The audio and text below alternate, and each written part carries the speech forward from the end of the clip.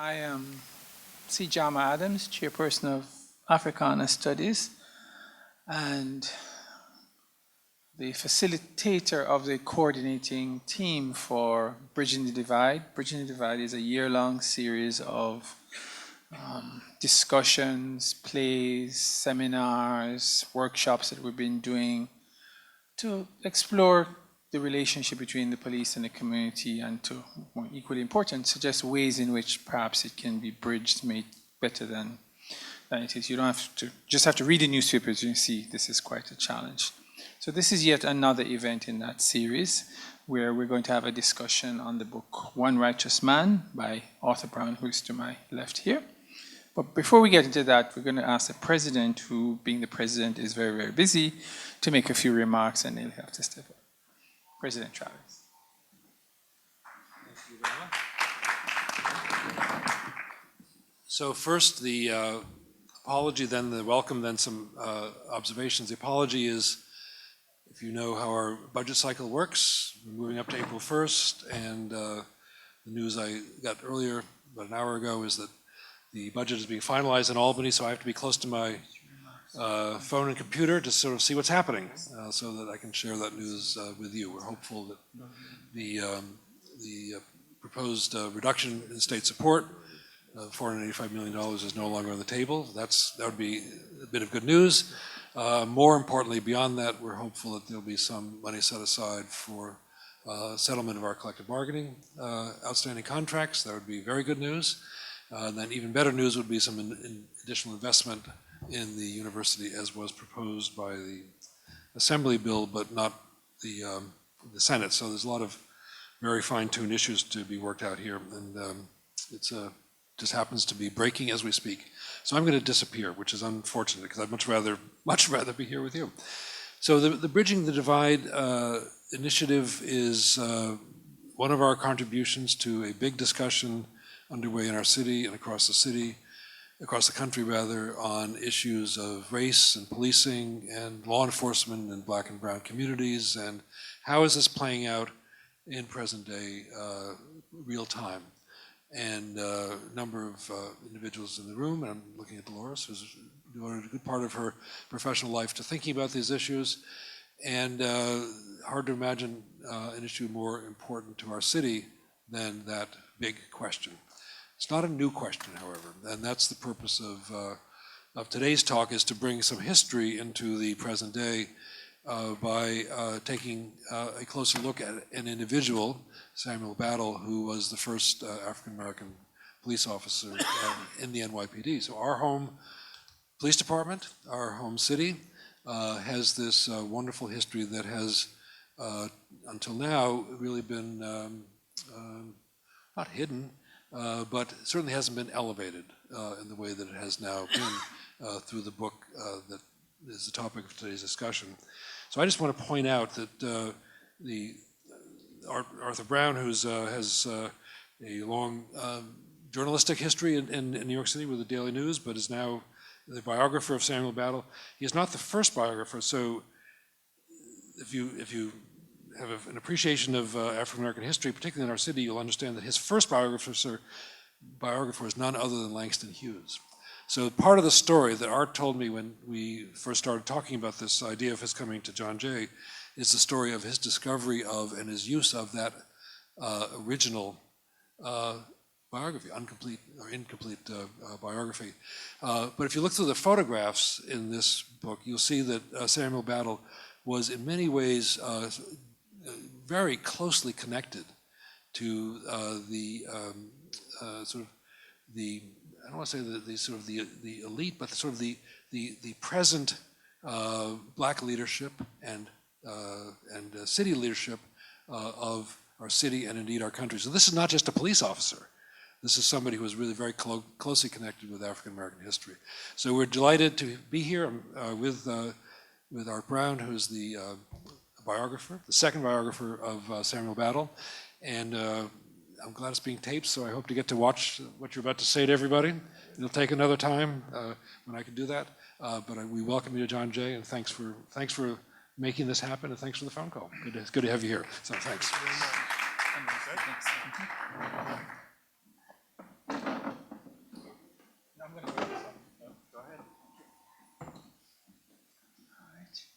Um, Arthur Brown is probably a typical New Yorker. He does many things seemingly all at the same time. He's a working journalist, won a Pulitzer Prize, part of a team that looked at some of the health consequences for first responders to 9/11. He's currently the editorial director at the Daily News. So when you see those positions that the Daily News takes on the editorial page, you know who you need to call. To either congratulate or blame, depending on the editorial. And this is not his first biography. He also did one on the former Mayor Koch. So it's somebody who's quite seasoned. He's going to speak, give you an outline of the story, his thesis for around 20 minutes, and then we'll have lots of, hopefully, question and answers. Okay? Mr. Brown.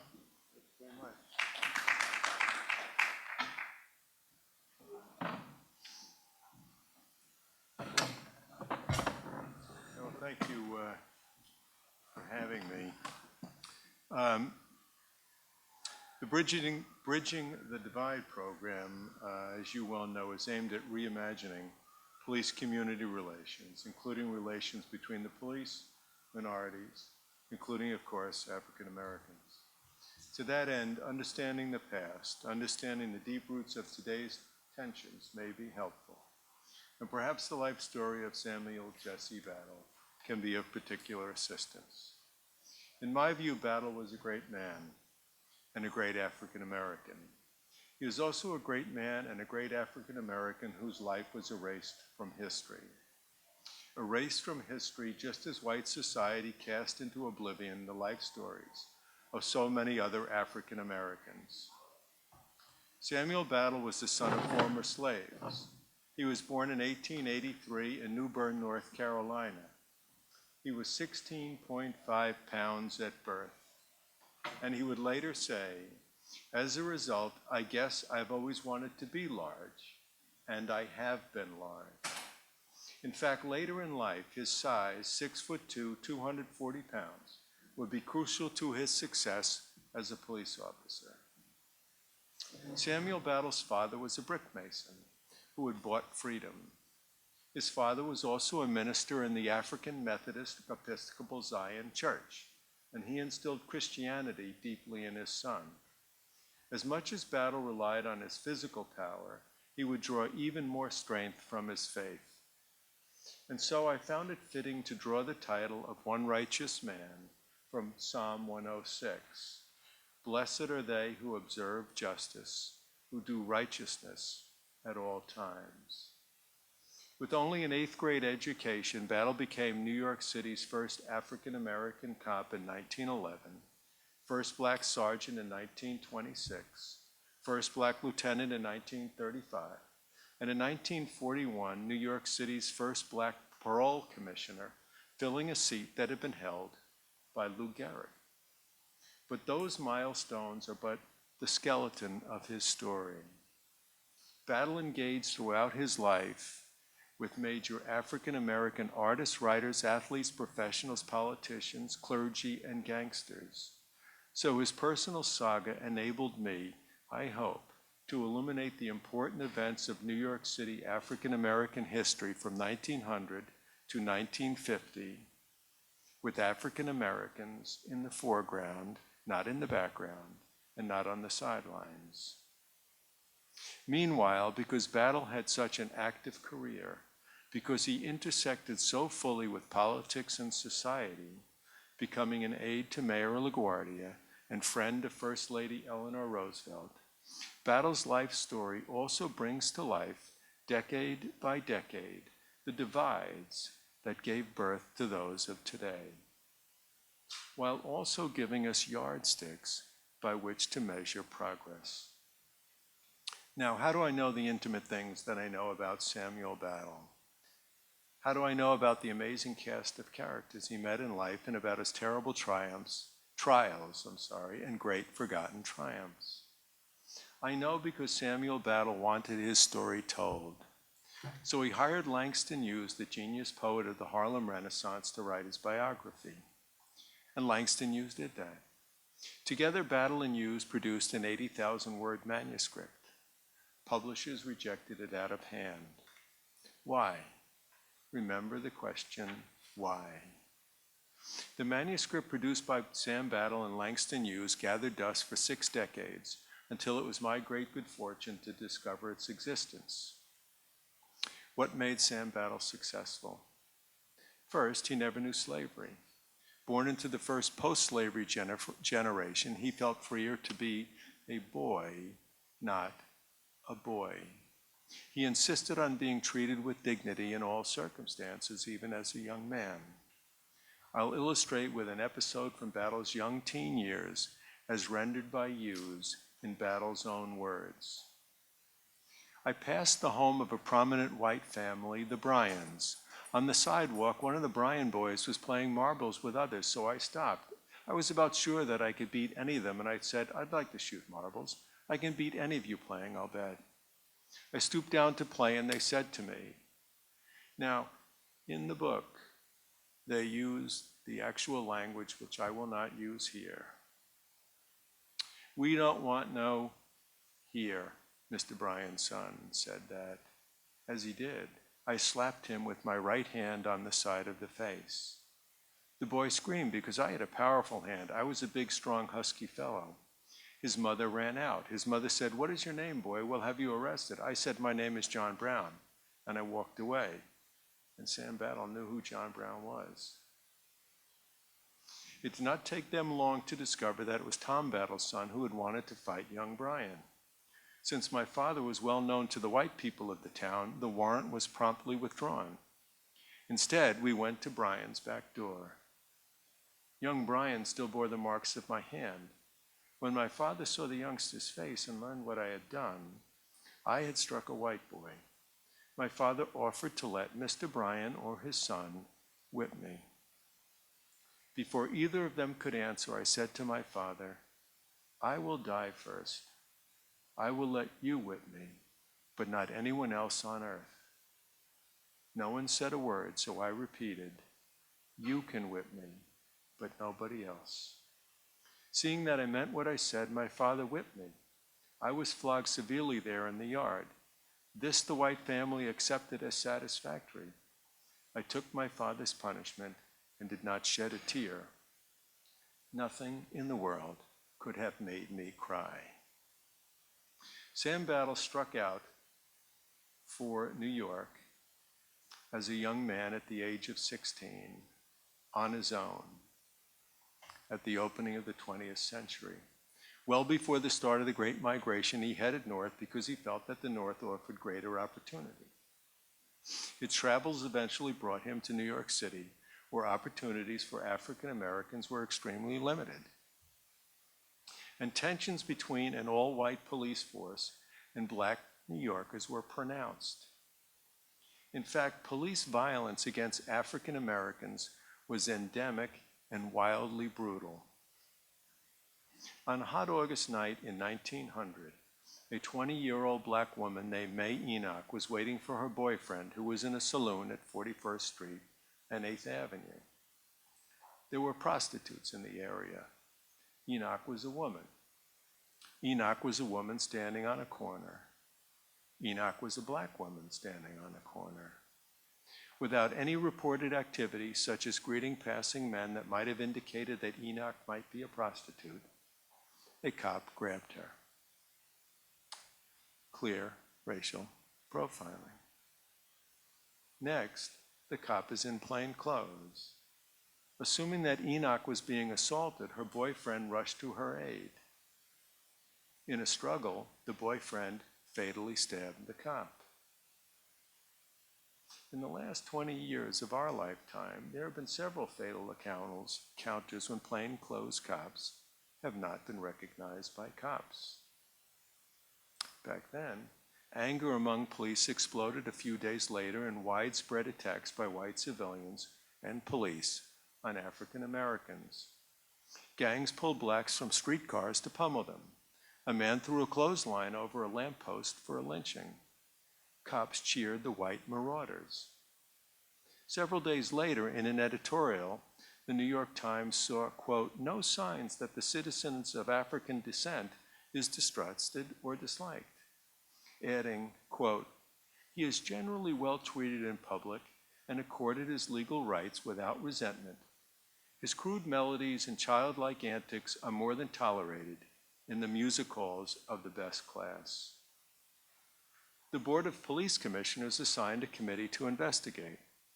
The panel took testimony, barring lawyers for black complainants from cross-examining police witnesses and crediting the word of officers over victims. Do you want to draw a line from there to the Civilian Complaint Review Board? Now let's move to 1905. Cops assigned to a station house then on West 68th Street, not so far from here, were well known for wielding nightsticks with impunity. Never did they do so more vehemently during an event that became known as the Siege of San Juan Hill. At the time, on the west side, blacks lived at the bottom of a hill that sloped to the Hudson River. White Irish lived up the hill. It became known as San Juan Hill because of fighting that took place as African Americans made their way up and out of the neighborhood. On a Friday evening in July, a white gang taunted an elderly white peddler on the gang's corner. When a young black man attempted to help the peddler, a police roundsman, the rough equivalent of today's sergeant, ordered a black minister who ran a coal business to go into his shop. The minister refused. You black, fill in the blank, get in there or I will knock your brains out, the roundsman ordered, according to a detailed retelling in the New York Age, which was a fantastic New York newspaper that's long forgotten. And I believe it was one of the great newspapers ever in America. And it is little known because it served the African American, broadly speaking, in America. Inside the store, the roundsman hit the minister. The minister grabbed a gun from a drawer. Police beat the minister senseless. Black residents warned the cops when they carried the minister outside, swarmed the cops when they carried the minister outside. Violence continued sporadically over the next 2 days until after a confrontation in a pool hall. A sergeant ordered, arrest every blank you see. Dozens were hauled to the station house, where the New York Age reported, quote, they found prepared for them a modified form of the Indian torture called running the gauntlet. One by one, they were shoved into a darkened room in which police officers with clubs proceeded to beat these upon the head and bodies until they were nearly dead. Can you draw a line from that to Abner Louima? Can you draw a line from that to the stun gun torture in the 106th precinct? Now back to Sam Battle. He worked as a houseboy for wealthy white New Yorkers while entering a vibrant black society that was centered on West 53rd Street. He took a step up the ladder by taking a job as a red cap at the old Grand Central Depot and got to know the many luminaries who passed through the station. After 6 years as a red cap, though, he set his mind on breaking the police department's color line. Looking back, he cast the decision merely as one of economics. Married and the father of a young son, he saw no future in toting luggage. But there was likely more to it than financial security. This was around 1910. The NAACP was being founded and Battle became a life member. There were calls, public calls in New York to integrate the NYPD. A great civil rights leader of the time, the Reverend Reverdy Ransom, made such a call from the pulpit of the Bethel AME Church. His sermon illustrates how constricted American racial attitudes were then. Ransom declared that African Americans belonged in the NYPD not as a matter of equal opportunity, but to better crack down on the misconduct of blacks newly arrived in the city from the rural South. Quote, we who are continuously denouncing the whites should show our honesty, broad-mindedness, and sincere desire to see that the laws are not broken by being as equally willing to condemn and seek to bring to justice the disreputable members of the race, Ransom said. Finally, Battle decided to be the one, and he began the fight of his life. When the test school, the Civil Service Test School, denied him entry, Battle studied on his own. After he aced the exam, the police surgeon claimed Battle had a heart murmur. Battle got a white physician to certify his health, and it had to be a white physician, not a black one. When finally the police commissioner had no choice but to appoint Battle, cops subjected him to 2 years of silence. Someone left a note with a bullet hole warning him to quit. They sent a white woman to entrap Battle into a sexual liaison. They put him on display on the street like a carnival act. Tour buses brought gawkers to stare at the colored cop. And they made him sleep apart. This was before 911 and before cars. Cops slept in station house dormitories to be on emergency reserve. Battle's fellow officers moved his bed to a room where they stored the American flag. Here's how he recalled the experience. Sometimes, lying on my cot in the silence, I would wonder how it was that many of the patrolmen in my precinct, who did not yet speak English well, had no such difficulties in getting on the police force as I, a Negro American, experienced. Native-born and foreign-born whites on the police force united in looking past me as though I were not a human being. In the loft, in the dark, with the stars and stripes, I wondered why. At that, Battle was embarked on a 3-decade fight to overcome, to prove that he was not only equal to white cops, but that he was better than they were, because he had to be better than they were to survive. He studied for the sergeant's exam in the flag loft, telling himself that these men who would not speak with him today as an equal would answer to him tomorrow as a superior. Nothing came easy. 8 years after he joined the force, he was still a cop. There was a custom in New York then that men wore straw hats only until September 15th. After that, teenagers felt free to grab the hats and to break them, which is what happened one night in Harlem. A group of black teenagers snatched the hat of a white man named Amanda Hayes, who happened to be an off-duty cop in civilian clothing. Hayes arrested the ringleader, but the teens freed their friend. Hayes fired his gun, mortally wounding a black man. Can you draw a line from that to Walter Scott in South Carolina? Battle raced toward the gunfire. By the time he reached the scene, Hayes was on the ground amid a kicking throng. Wielding his nightstick, Battle pushed through the mob to stand over Hayes with his gun drawn. "This man is a policeman," he shouted. "We'll lynch him anyway," voices answered.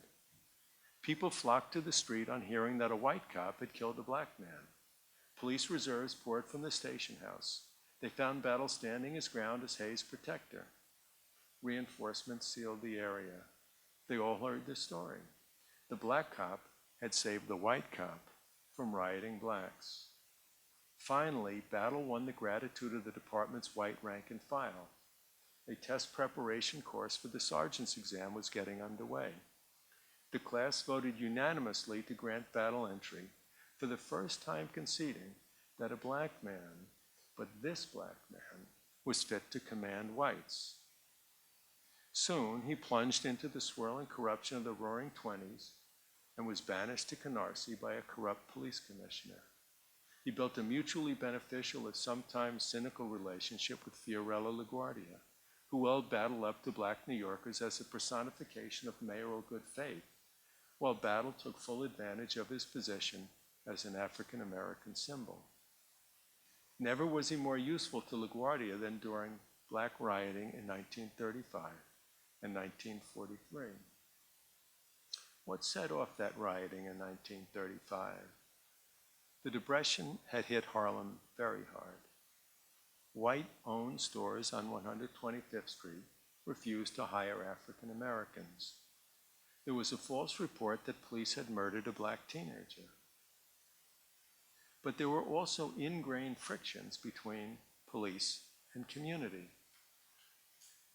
These were the days of playing the numbers, an illegal gambling game that is the precursor of today's lottery. In trying to enforce the gambling laws, police felt free to break into Harlem homes and apartments to search for gambling slips without warrants. They believed they were entitled to do so without court approval. Stop and think.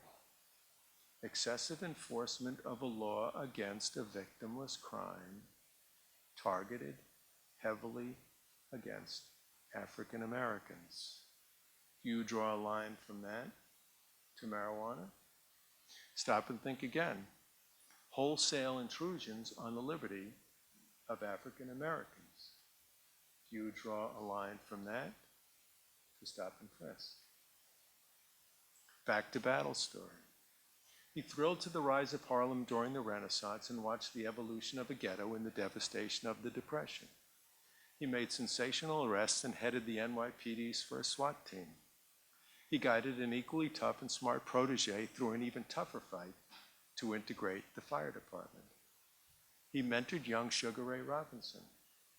He suffered the joys and the pains of being a hero to many African Americans and at times being seen as part of a corrupt, racist police force by many others, which I believe is a feeling that is not gone today. When the race was run, when Battle passed lazy afternoons with Jackie Robinson, he hired Hughes. Eleanor Roosevelt wrote this introduction to their book. This is a record of a man's life, and as he tells it, you not only see one life, but you see the struggles and the victories and the defeats of a whole group of U.S. citizens. What courage it took, what remarkable stamina to be the first colored policeman in New York City. There were qualities of mind and heart and body that were purely personal, but above everything else, there was a realization that he was fighting not for himself alone, but for his people. All to no avail. Publishers were not interested.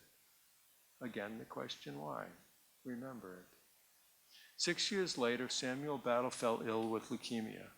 By then, the NYPD had 1,200 African American police officers.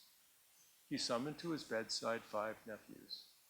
His last words to them were, "The torch has been passed." Ever optimistic, he expected progress. Quote, "Not just for the Negro's sake, but for the sake of my country. I look forward to the day when all of us will do unto others as we would have others do unto us," he wrote to close his book. On August 7, 1966, Samuel Jesse Battle died at the age of 83, a man who had bent the long moral arc as far as he could, and then was erased from memory. Again, why? Why did publishers reject his autobiography? The answer is easy. It was racism. Because for most of U.S. history, until the Civil Rights Movement, mainstream publishers wanted nothing to do with African American life stories. After publication of One Righteous Man, I explored the industry's record of producing African American biographies. My discoveries were appalling. It was not until 1968 that the celebrated firm of Simon & Schuster published its first African American biography, and it was only a children's book about Harriet Tubman. Across 7 decades, the count for Random House was just 5 books. For Holt, Reinhardt, and Winston, 3 books. And for Scribner's, merely 2. Every mainstream publisher was equally guilty. During the half century from 1900 to 1950, they offered a total of just 48 Black life stories, an average of less than 1 a year, with no new books in 22 of the 50 years. Meanwhile, behind a virtually impenetrable barrier, African Americans ached to have their stories told. As happened to Samuel Battle, so very many were erased from history, the saints and the sinners, because white Americans were hostile to African American life stories that necessarily indicted white racism. Think just of young readers who learn about the world through books, who aspire, who need role models. Black and white, they had infinitesimal access to books about African American sports heroes, entertainers, or adventurers. And forget about civil rights crusaders. In 1854, a century before Rosa Parks, a young black woman named Elizabeth Jennings made history in New York by refusing to give up her seat on a horse-drawn trolley. No one published her biography. In 1892, William Lewis became the first black college football All-American and went on to become a great lawyer. President Taft appointed him to a top post beside the United States Attorney General. No one published his biography. At the turn of the 20th century, Timothy Thomas Fortune was one of America's most courageous newspaper editors as leader of the New York Age. No one published his biography until 1972, long after it could have shown a light when light was most needed. No book told Nat Turner's story until 1967, and that was a novel. The losses to readers, black and white, to black history, and to the history of the United States of America are both shameful and immeasurable because those black lives did matter. Thank you very much.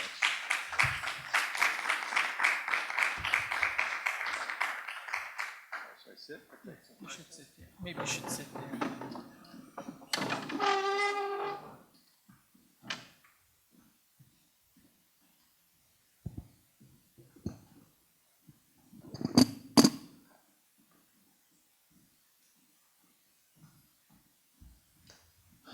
Why did you take on this project?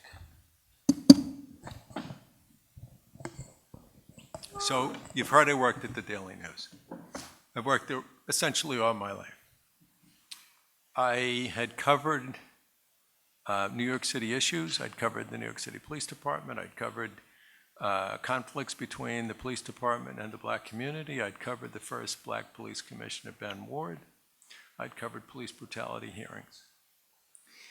And then one day, in 2009, an amateur historian persuaded New York City to erect a sign at 135th Street and Lenox Avenue remembering Samuel Battle. The Daily News did a little story about it and said that Samuel Battle was the Jackie Robinson of the police department. And I'd never thought about the concept. I never thought about where this had all begun and who was this person. So I set out to find out. And what I discovered, I did all the typical things. I went to the old newspaper clips. I discovered that in 1960 he'd given an oral history interview to Columbia University, which had some material in it. But all the newspapers of the time told the same, say, 20 or 25 stories about him. When he got on the force, when he had a little trouble, when he got promoted, that kind of thing. But there wasn't nearly enough information to write a book. I may have been able to stretch it into an interesting magazine feature, but not too much more than that.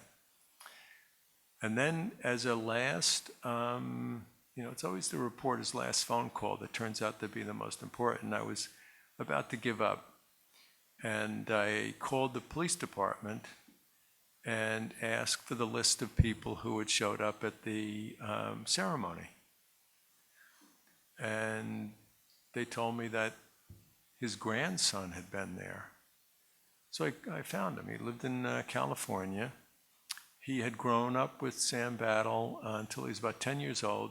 Sam Battle lived in a house, townhouse on Strivers Row.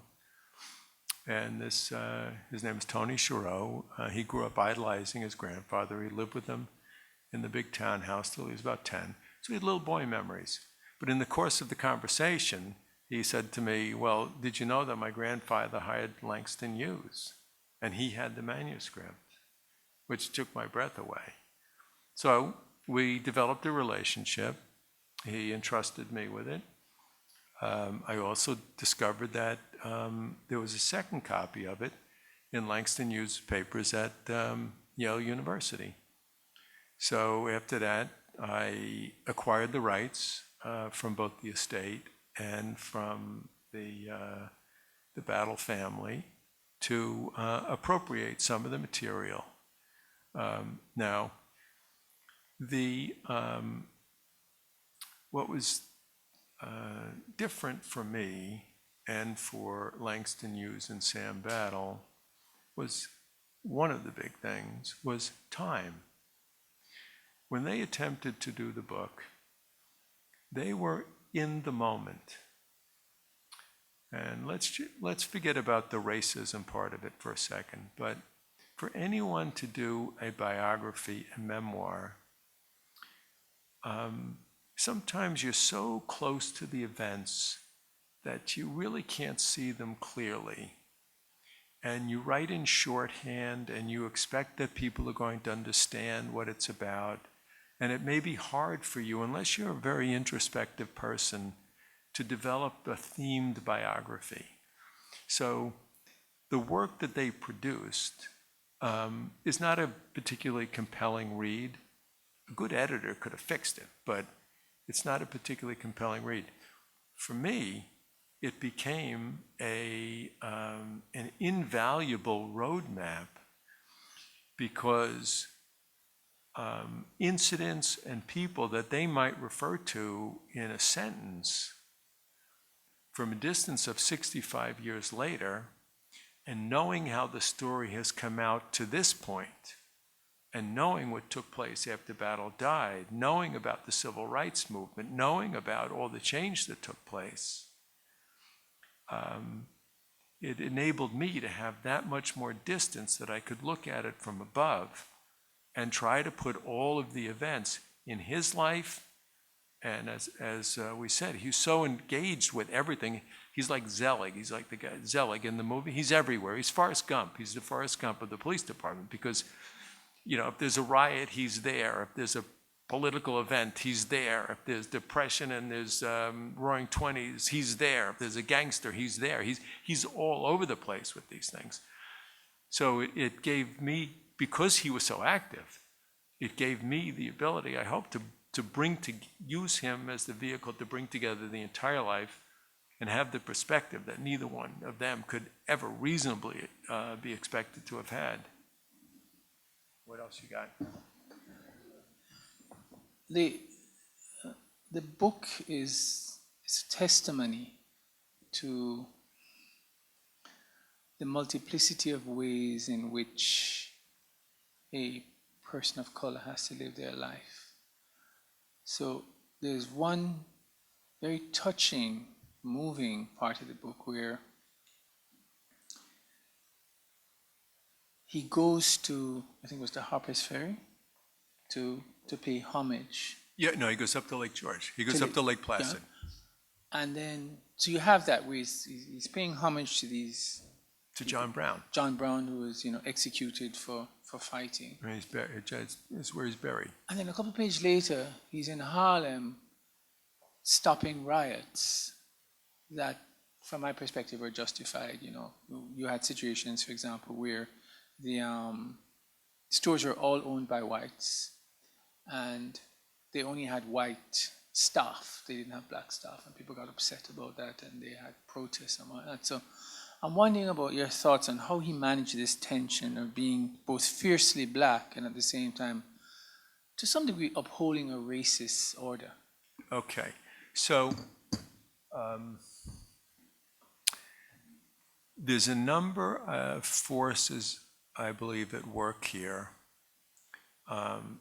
There's personality, there's person in context of a time with very different racial expectations. And so Battle was a deeply religious man. He had great faith. He was always optimistic that the other guy, white or black, would treat him fairly, regardless of the broader circumstance. And like so many others at that time, there was an acceptance of the racial structure. Now, I believe in doing this book that I may have discovered, and I've tried to talk to scholars about this, and it's a question that they never really had wrestled with or contemplated, but I asked them, when do they think in New York City there was the first collective protest action by African Americans and of a large scale, and who did it? So there was the 1917, I think it was, Silent Parade, everybody knows about. But in terms of like a protest against endemic injustice, I believe that it happened in the 1920s, and I believe that the collective protesters were the numbers runners of Harlem. And it happened when Dutch Schultz, the gangster, decided that he was going to take over the numbers racket in Harlem, and like he'd taken it over everywhere else. And Black Harlem said no. And the numbers runners and clerks and stuff, at great peril to their lives, went on strike. And they said, the white gangster is not taking black money out of Harlem. And they went on strike, and they beat him. He had to back down. And his lawyer said that they were the only people who ever defeated Dutch Schultz and lived. And because they did that, he went broke, and he ended up killed. So the circumstance was, there was no big, like, organized protest action, I think because people's horizons were so limited that they could hope for small things. And small things became big things in their minds. And they were. Each step was a big step. So he did have to live in many different worlds. So he could revere John Brown and then come back and be viewed as on the other side by his own community, even as they felt that he was a big hero. And he weathered that.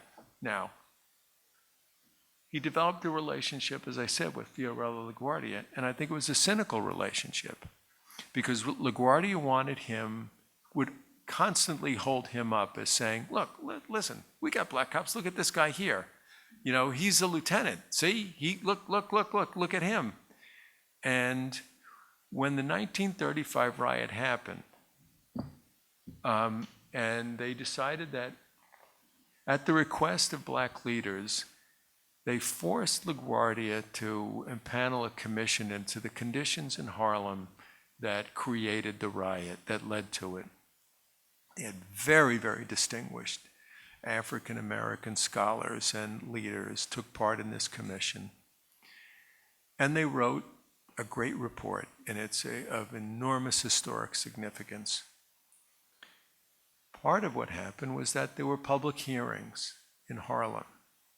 Now, the mayor never went to any of these hearings. His commissioners, his health commissioner, when they looked at health, he refused to go to the hearings.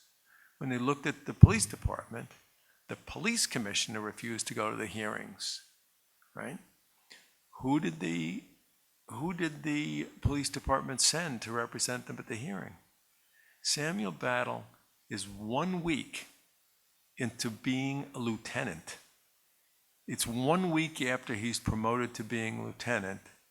He is sent to Harlem to sit and be grilled in front of hundreds of angry Harlem residents about the police department and to defend the police department.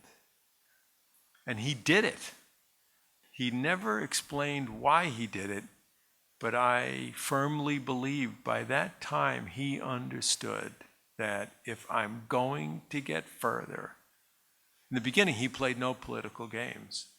Toward the end, he'd become part of the political process and system that he knew if he did it, LaGuardia would owe him, and something better would come along for him. And in fact, it did. When Lou Gehrig died, Lou Gehrig had been a member of the Parole Commission after he left the Yankees. At that point, it was a very important position, revered kind of position, prestigious. And Lou Gehrig died, and LaGuardia put Battle in as the first black parole commissioner, and that's the position in which he ended his career. Just going to end this portion with drawing a line. I'm doing some work with some teenagers in central Brooklyn at a school that's probably 101% black.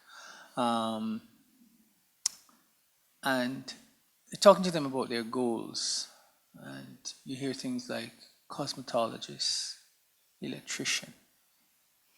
And this is a conversation in the book that took place beginning of the 20th century. If I could set I think I know what you're going to. Yes, there was a man named Buckley who was an enormously educated guy, African American. He had degrees from major American and major European universities. He was capable of doing enormous things in his life, and he became the principal of a school for African Americans. So what I believe you're about to hear is his description of what happens when he talks to the young kids.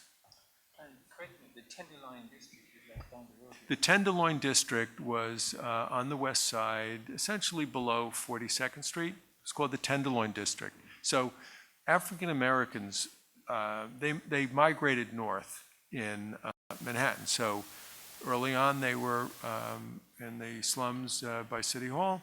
Then they occupy Greenwich Village. Their numbers are small. They're only like 2% of the population in the beginning. But as the city moves north, they move north. So at this point, the Tenderloin was south of Times Square, running from like the river to maybe Fifth Avenue. And it was a Wild West kind of place of, prostitution and sex shows and lots of craziness and corruption. And there was a black school there, and that's where William Buckley was principal. So this is the principal speaking. The saddest thing that faces me in my work is a small opportunity for a colored boy or girl to find proper employment. A boy comes to my office and asks for his working papers. He may be well up in the school, possibly with graduation only a few months off. I question him somewhat as follows. Well, my boy, you want to go to work, do you? What are you going to do? I'm going to be a door boy, sir.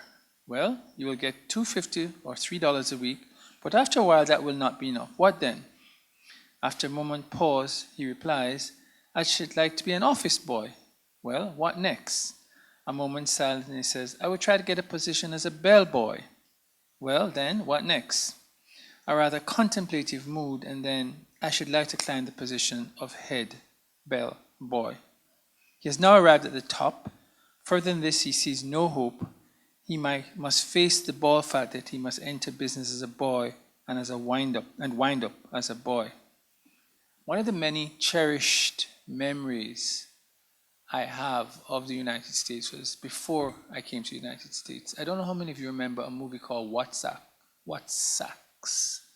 It was a concert with just about anybody who was anybody in the black world. Isaac Hayes, and James Brown doing Say It Loud, and I'm Black and I'm Proud.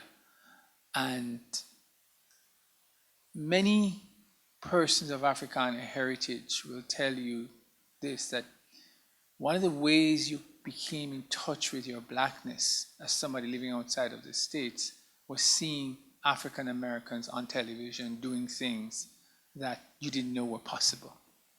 And there was this, and then later on you had